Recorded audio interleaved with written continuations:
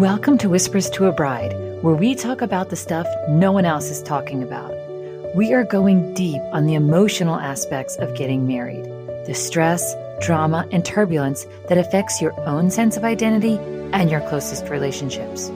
We are talking about what it means to be a bride and how to navigate this sacred time with more grace and ease. I'm your host, Kara Gassabay. As a life coach and therapist, I'm going to be sharing super practical tips so that you can not only rise to the occasion of your wedding, but also your life.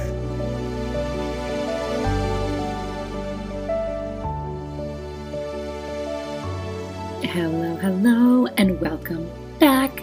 I am Kara, and today we are talking about removing the question mark. So I just decided sort of spontaneously to jump on and record a podcast because I just got off the phone with a lovely bride. She was doing a just one-off bridal session call, and it was about, I guess it's a little over a week before her wedding. And she wanted to just come on and carve out a little space to just get in the right mindset, right? And get in the right headspace. And she so eloquently articulated how she couldn't believe she had spent like all this time and money on this wedding and, just investing so much and hadn't really put too much into how she was going to feel and just what her energy was and what her mental state was. And so she was like, you know what, I'm going to treat myself to this call and book this call. And, I'm like, this is like what I live for, when people get that connection. And not only do they get it, but like then they go that next step and they give it to themselves. And one of the cool things that this bride didn't say, but another bride had said, almost like the minute she made the appointment, things started to change and shift. And so I want to just sort of remind you of the power of like, you don't even have to wait till like you actually have the session. It's like the healing and like the goodness start happening the minute you book it. Like you'll already feel your stress levels change because you have told yourself, right? You've told your nervous system, you've told that part of your brain, like, I got you, I hear you, I see your stress, I see your anxiety, I see your overwhelm, and I am tending to it. And just doing that is like, it's just really cool to see how the benefits start before we even get on the phone. I just think that's like a really cool little thing that I have experienced, but it always surprises me. And I never had thought about it from my client's perspective. So when she brought it up, I was like, oh yes, that is such a fun little benefit. But anyway, back to today's bride. The takeaway message from her session was one that I just couldn't believe I hadn't done a podcast on. And that is this idea of taking away the question mark. And when I say that, what we're really talking about is so many brides go into their wedding day with a huge question mark about like, I don't know what I'm going to feel like because I don't know how things are going to go. And I don't know what my mom's going to say. I don't know what the weather is going to do. And I don't know like if all the logistics are going to work out and my planner is going to do the right thing. And so they are feeling like how I feel is going to be based on all of these circumstances. And so there's no way to really know that, right? So my feeling state is this big question mark. And I'm like, oh no, that's the one thing we don't want there to be a question mark about. That's the one thing we can control. So I really want you to think about if you are approaching your wedding day, or if your wedding day has passed, but you're approaching another important milestone in your life that you're just like, God, I don't know how I'm going to feel. I don't know. Like we can actually kind of tie that up ahead of time. We can remove that question mark. And when you do, you will realize just how powerful that is in giving you that peace and that confidence and that calm feeling that you crave, but you're not giving it to yourself because you think that you can't until all of these other questions are answered on your wedding day. Like if all the people do all the right things and everyone behaves in the way that you want them to, and everything goes according to the plan and the timeline is executed perfectly and the food tastes how it did at the tasting and all of these other things, like we get confused that like the circumstances are going to dictate our feeling state. And of course, in so many ways, that is true, right? When something happy happens, we have a happy response. Like I'm not trying to say that there is no cause and effect in terms of your circumstances and your feelings. But you have so much more control over your emotional state than you think, especially when the stakes are high and when the goal really is your happiness. Like, that's the funny thing, is that you're pouring thousands of dollars, and what do you really want out of it? For the most part, to feel really happy on that day. That's a lot of people's measures of success. And so I'm like, let's not leave that up to chance. Let's work on deciding ahead of time to remove the question mark of like, well, how am I going to feel? And how do you do that? First thing you do is decide, how do you want to feel? Some people are going to want to feel like jazzed and energized and connected. Some people are going to want to feel serene and calm and beautiful and grateful. And different brides are going to have a different sort of concept and word for the emotional state that they want to feel. Some people are going to want to feel really proud and impressive, right? Because they're in this big event. Other people are just going to want like a much different kind of feeling state. So really think about like, how do you want to feel? Because that's the other crazy thing. When you leave it up to a question mark, you're like, well, I don't know how I'm going to feel. Then how do you even determine whether it went well and whether you felt the way you wanted to feel? Because you just never really took the time to imagine how do you want to feel? Let's make the goal. Well, what do you want to feel on your wedding day? That's like an important question that like we forget to ask ourselves, and we forget to think through, and we forget to account for. So let's remove the mystery from like how it's going to go by asking ourselves, well, how do we want it to go? How do we want to feel?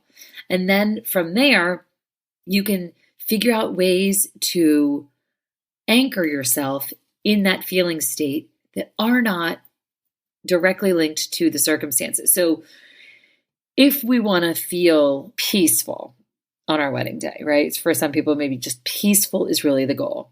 Then we're going to think about all the things that could threaten the peace on our wedding day, right? And we're going to solve for them in all the ways that we can. Does there need to be a plan B for like a wedding situation? Does there need to be a shift of a vendor because we already can tell that it's not going well? Does there need to be a buffer placed between you and a troublesome family member? Like whatever it is, let's plan for all the things that you think will make it harder to feel peaceful. And then we're going to decide that we want that peace is what we're going for, and figure out what are the strategies, right? What are the things that you can control to return yourself to that feeling state? And mostly these are thoughts, right? A lot of our feelings are caused from our thoughts. There's definitely exceptions to this where it goes the other way. Sometimes we feel stuff even before we can think a thought, but a lot of times you can influence your feeling state by just thinking about something, right? Like when you think of a funny scene in a movie, right? You think about it and then you feel joy or laughter or whatever. Or when you remember like a cringy interaction, like you get that feeling state of like, oh my gosh, that was so awkward. And you get the ickiness feeling. So you know what I mean? When you can call up, right, out of thin air, you can create emotions in your body and you can create feeling states. And so I just think it's so important that you take that power and claim it and then use it intentionally. You've got to decide how you want to feel and then think of all the ways in which you can create that feeling for yourself despite everything around you. And one of the sort of shortcuts I know with a lot of my brides is just remembering the gratitude and connection. I think on your wedding day, when you are feeling scattered, when your mind is maybe going in a million different directions and you're kind of wanting to get into that like stress and fuss state, if you can just anchor back into gratitude, that's usually going to bring you out of that sort of stress and reactive state and bring you more into that receptive, noticing, sensing feeling, which is then going to lead you back into feelings of like joy and peace and connection. Do you know what I mean? Like that gratitude anchor, I often find is one of the easiest places to land if your mind is kind of spinning all around on your wedding day. Just go in remembering, like, if it gets crazy, just say thank you, right? Just say thank you. Thank you, thank you, thank you. And there's going to be a million things to be grateful for. And first and foremost, it's that you are having a wedding day, right? Like this is like a bonus. This is like you found your person. Everything else is details. That's the truth. Everything else is details. If you are marrying a person that you love and you trust and you're excited to join your paths and create a new family unit together, that's a mini miracle in itself. And when you start with a gratitude of that and get back to basics, like that's just a baseline that we cannot underestimate. It's a very powerful place to start, is with that gratitude. And then again, I think so much of our stress and drama on our wedding day as the bride comes from feeling like you're this hostess, but you're also sort of this focal point. Everyone's looking at you, so you've got all that attention on you, and yet you want everyone, so many of my brides care so much about how their guests are doing, so you're kind of like worried about like, are they having a good enough time? Is the food okay? Is the temperature okay? Or how was traveling and all that stuff? Like, if you can just remember, most people want to feel connected and seen. And so when all else fails, instead of kind of getting sucked up into this performative aspect of being the bride at your own wedding, get back to basics and just connect with people and just say, hi, thank you for being here. I'm so excited to share this wedding day with you. And I appreciate you sharing it with me, right? You being here on my joyful occasion means so much to me. I think that is just another one of those like basic things that like we just lose track of on our wedding day, because we have all these images, right, about all these roles that everybody's playing, down to like the things that they're wearing, and then just the way it all unfolds. And it's such a movie in so many ways. And then all of a sudden it's your real life, and then you're the main character in your own movie, and you're finding yourself like watching it and criticizing it and judging it instead of being inside of it and living it.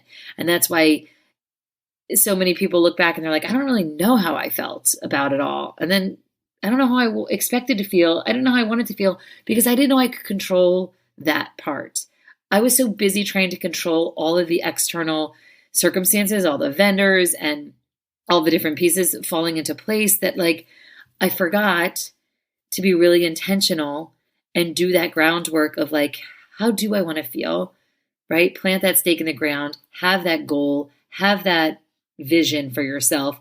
And then you can look back and see how well you even did because you knew what you meant to do. Or you could be delighted it was all of that and even more, or whatever else wants to happen. But it will be such a more useful and meaningful and deeper and richer experience when you decide to remove the question mark about like, I don't know how I'm going to feel on my wedding day.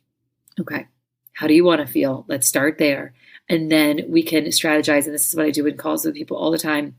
We can do all the strategy and planning to ensure that you will feel on your wedding day the way that you wanted to, because that doesn't need to be a surprise, right? We cannot control the weather outside, but we actually can control the weather inside ourselves.